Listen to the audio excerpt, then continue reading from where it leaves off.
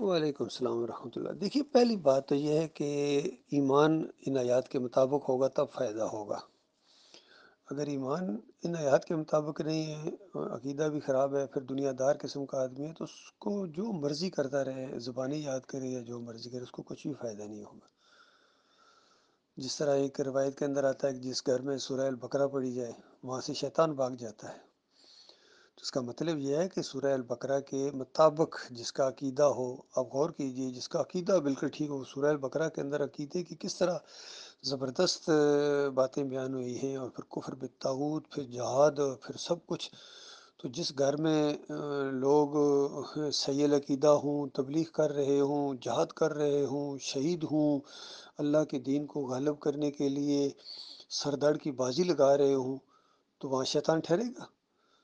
تو یہ اس کے اوپر ایمان رکھنا ہے، اس کے بعد اگلا سٹیپ آئے گا۔ اسی طرح پہلے ایمان عقیدہ درست ہو، اس کے بعد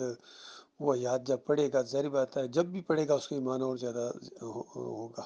اور پھر دیکھ کے بھی پڑھے اور آہستہ آہستہ کوشش کرے زبانی یاد کرنے کی بھی۔ پورا قرآن ہے، جہاں سے بھی یعنی آپ یاد کریں، جہاں سے آپ کے لیے آسانی ہو، تاکہ آپ صلاۃ میں پڑھ سکیں، یا تقریر میں وہ حوالے دے سکیں، یا دعوت اللہ میں ان آیات کا حوالہ آپ دے رہے ہوں، تو زبانی پڑھیں تو بہت اچھا ہے، بہت ہی اچھی بات ہے، اس سے بڑا اثر پڑتا ہے اور آپ کو بھی فائدہ ہوگا۔ سب سے بڑا فائدہ، سب سے پہلا فائدہ تو پڑھنے والے کو ہوگا، کیونکہ نبی علیہ السلام نے فرمایا قرآن کے ہر حرف کے اوپر 10 نیکیاں ملتی ہیں، اور پھر کہا کہ میں نہیں کہتا ہوں کہ الف لام میم ایک حرف ہے، بلکہ میں یہ کہتا ہوں کہ الف ایک حرف ہے، لام ایک حرف ہے، میم ایک حرف ہے، یعنی الف لام میم جو پڑھے گا اس کو 30 نیکیاں ملیں گی۔ یہاں ایک یہ مسئلہ بھی سامنے آ گیا کہ اگر کسی کا عقیدہ درست ہے اور وہ پڑھ رہا ہے اور اس کو معنی نہیں بھی آ رہا ہے، یہ میں صرف بات سمجھانے کے لیے کر رہا ہوں، تب بھی اس کو ثواب ملے گا، کیونکہ کچھ لوگ کہہ دیتے ہیں پھر ثواب کوئی نہیں، اس کا کوئی فائدہ نہیں۔ نہیں، ایسی بات نہیں ہے۔ جس کا ایمان عقیدہ صحیح ہے اس کو قرآن سننے کا، قرآن پڑھنے کا ثواب ملتا ہے۔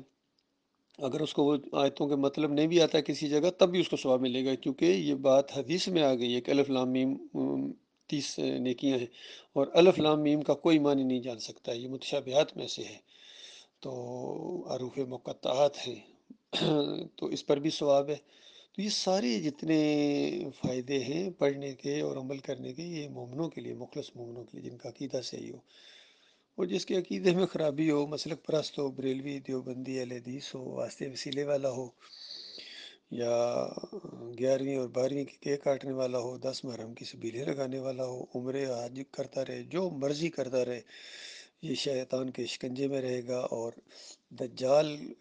کا سب سے پہلا مرید یہی جا کے بنے گا۔ جس کے عقیدے میں شرک ہوں گے نا، اللہ کے اوپر جس کا ایمان صحیح نہیں ہوگا، وہ سب سے پہلے دوڑیں گے دجال کے پیچھے، وہ اسی میں چاہے قرآن ہاتھ میں پکڑا ہوا ہو تب بھی۔